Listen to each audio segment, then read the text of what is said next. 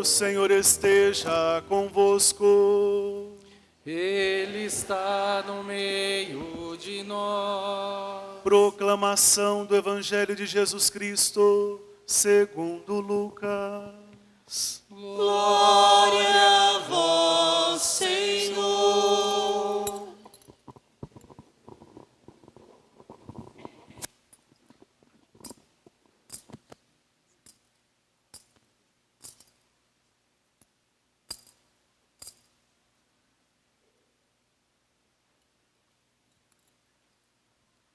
No primeiro dia da semana, bem de madrugada, as mulheres foram ao túmulo de Jesus, levando os perfumes que haviam preparado. Elas encontraram a pedra do túmulo removida. Mas, ao entrar, não encontraram o corpo do Senhor Jesus e ficaram sem saber o que estava acontecendo. Nisso, 2 homens com roupas brilhantes pararam perto delas. Tomadas de medo, elas olhavam para o chão, mas os 2 homens disseram: Por que estáis procurando entre os mortos aquele que está vivo? Ele não está aqui, ressuscitou. Lembrai-vos do que ele vos falou, quando ainda estava na Galileia. O Filho do Homem deve ser entregue nas mãos dos pecadores, ser crucificado e ressuscitar ao 3º dia. Então as mulheres se lembraram das palavras de Jesus, voltaram do túmulo e anunciaram tudo isso aos 11 e a todos os outros. Eram Maria Madalena, Joana e Maria, mãe de Tiago. Também as outras mulheres que estavam com elas contaram essas coisas aos apóstolos. Mas eles acharam que tudo isso era desvario e não acreditaram. Pedro, no entanto, levantou-se e correu ao túmulo. Olhou para dentro e viu apenas os lençóis. Então voltou para casa, admirado com o que havia acontecido. Palavra da salvação. Glória a vós, Senhor. Ele não está aqui, ressuscitou.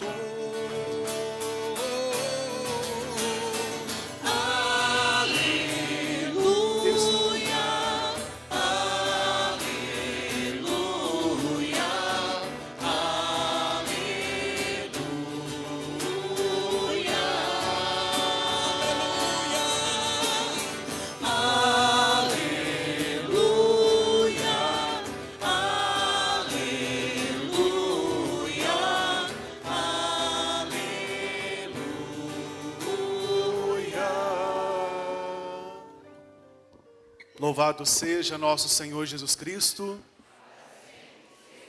Querida jovem Letícia, hoje nós nos alegramos com você. Esta nossa irmã jovem vai ser batizada, está na catequese paroquial na próxima sexta-feira.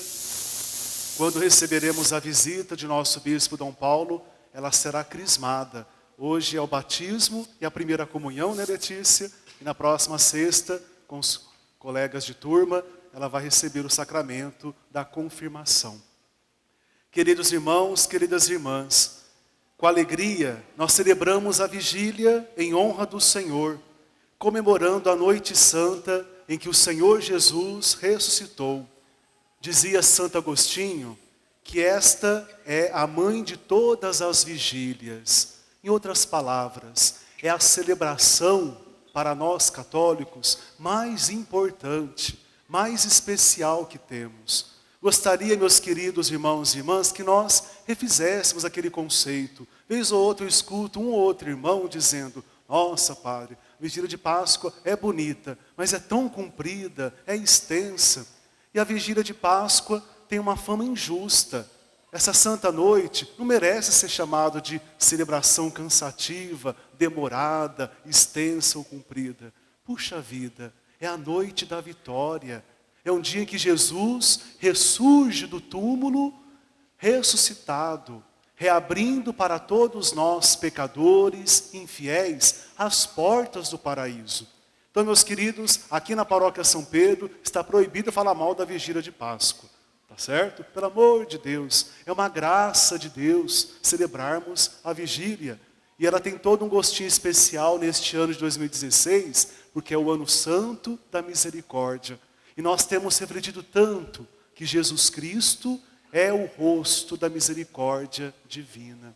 Tudo que o Pai Eterno tinha de melhor para oferecer, Ele nos deu quando enviou até nós o seu Filho amado e unigênito, nosso Senhor Jesus Cristo. Meus irmãos, eis uma bela celebração, marcada com muitos sinais que não podem escapar da nossa contemplação.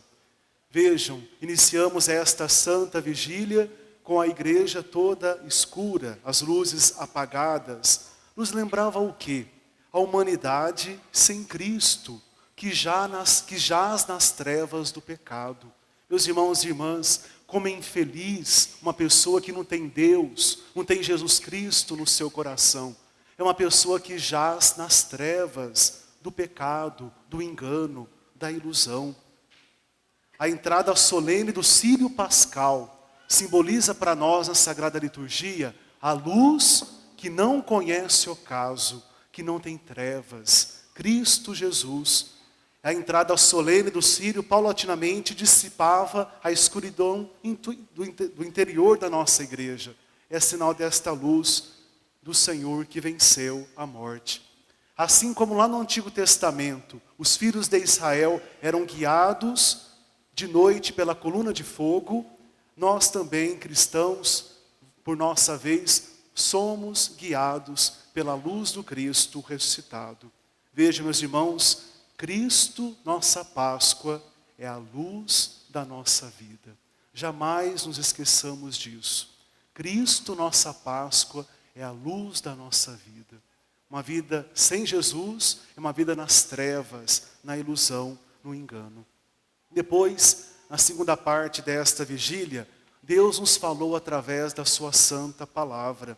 As leituras, meus irmãos, descrevem os acontecimentos mais importantes da história da salvação, que eu quero elencar alguns com vocês. Primeiro acontecimento, que a palavra de Deus nos falava através do livro do Gênesis, a obra da criação. Tudo que Deus criou é bom e é digno de ser respeitado. Vamos aqui, meus queridos, nos lembrar do tema da campanha da fraternidade deste ano. Casa comum, nossa responsabilidade. Já o Santo Padre, numa de suas encíclicas, já nos chamou a atenção sobre o cuidado que devemos ter com o nosso mundo, com o meio ambiente, com o planeta em que vivemos. E o tema da campanha da fraternidade reforçou este apelo do Santo Padre, o Papa Francisco. Casa comum, nossa responsabilidade. É preciso, então, que cuidemos do nosso planeta. Meus irmãos, Deus é providente, Deus é generoso, mas temos que aprender a fazer a nossa parte. Atitudes simples no dia a dia fazem toda a diferença para o equilíbrio do universo. Já lembrei com vocês aqui na quarta-feira de cinzas, aquele ditado popular: Deus perdoa sempre. O ser humano, às vezes, mas a natureza, jamais. Toda essa mudança, essa alteração climática na temperatura, tem muita contribuição ou participação nossa. É preciso que saibamos, então, cuidar bem do meio ambiente em que vivemos. Depois, meus irmãos, a Santa Palavra nos falava da libertação do povo no Egito, nos ajudando a perceber e contemplar que Deus não é indiferente à dor, à opressão, ao sofrimento do seu povo eleito, o povo de Israel. Deus enviou Moisés para libertar o povo da escravidão no Egito.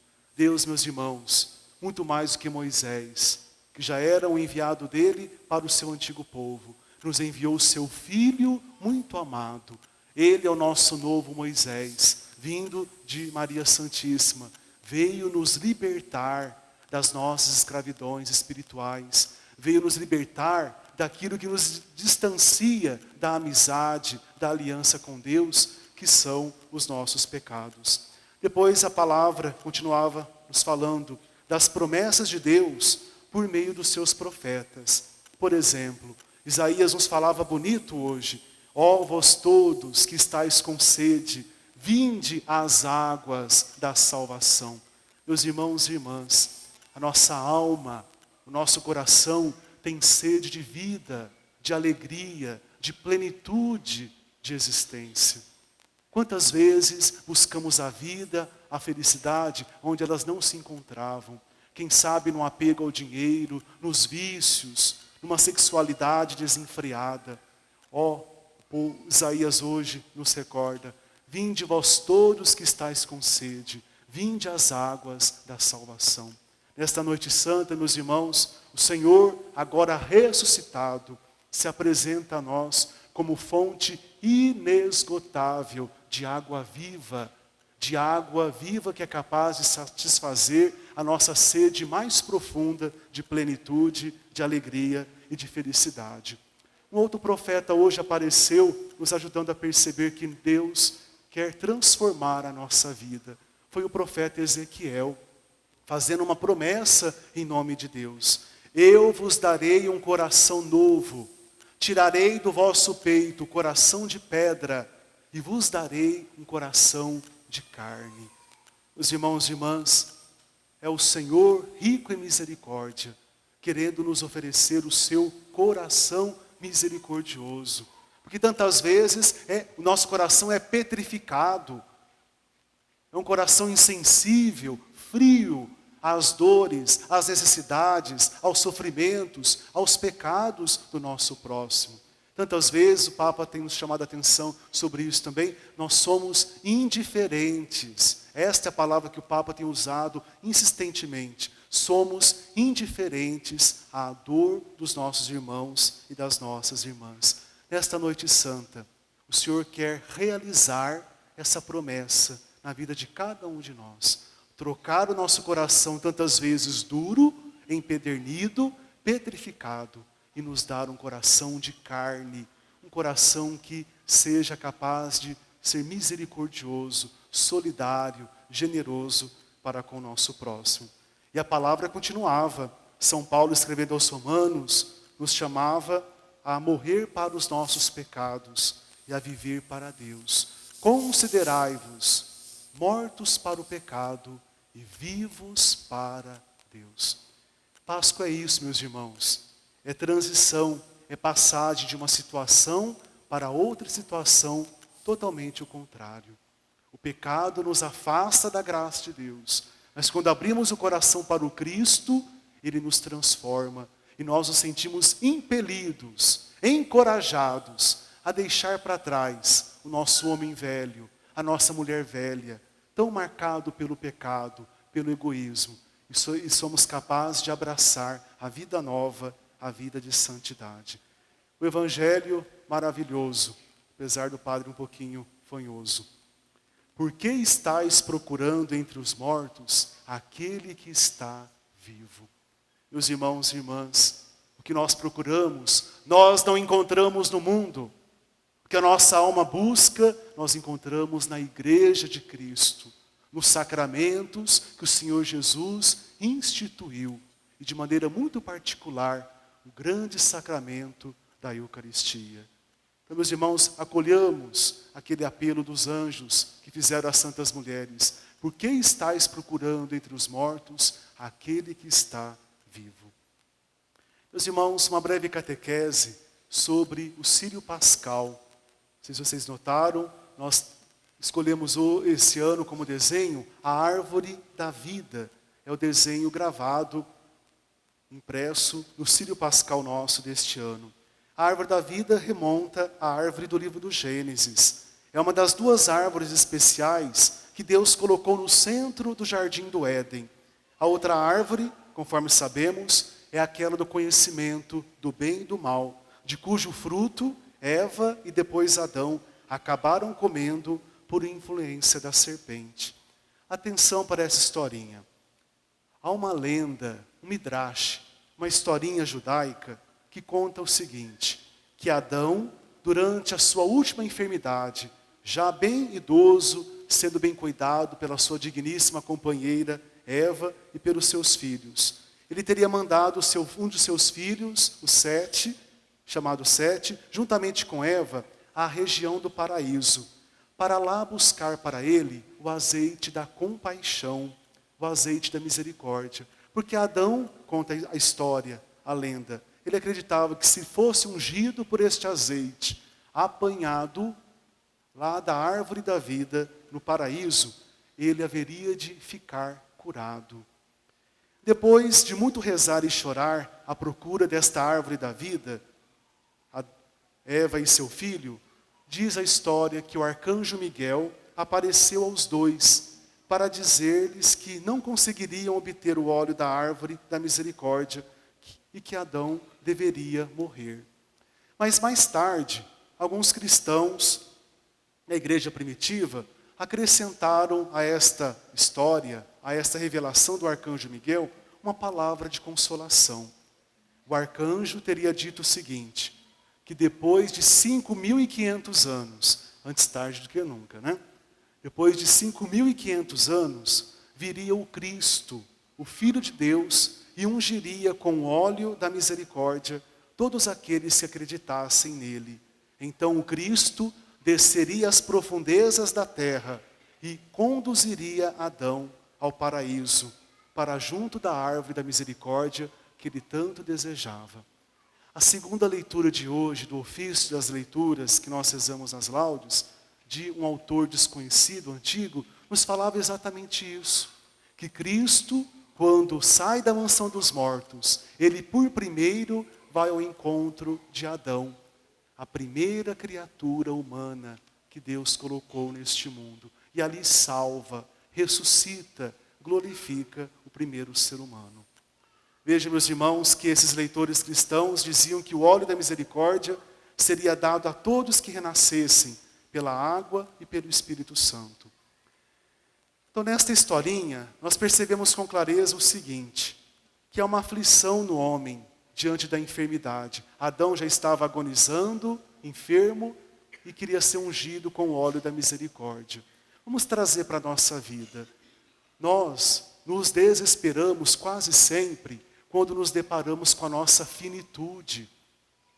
O homem é um ser para a morte, já dizia um pensador chamado Sartre. Constatar a nossa limitação de vida neste mundo, tantas vezes nos apavora, assusta o coração. Por isso que hoje em dia se vende muito livro de bem-estar, né? Vários canais de televisão, né, proporcionam isso. Parece que nós temos dificuldade, de, por exemplo, da gente lidar com a velhice, com a doença e com a morte. Isso nos apavora. Por quê, meus irmãos?